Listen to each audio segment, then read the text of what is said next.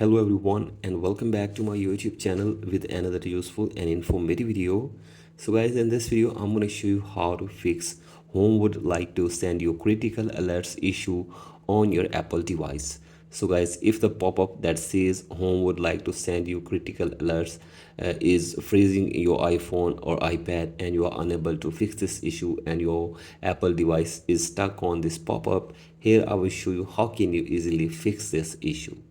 So guys, to fix this issue, you have to simply force restart your device for one time. So guys, if you want to force restart your device for one time, then you have to simply press and release the volume up button and then down and keep holding the power button until the Apple device restarts. So guys, do this and hopefully after this your problem will be fixed. So guys, that's it for today's video. Hope this video helps you. Please like and subscribe to my YouTube channel as well. Thank you.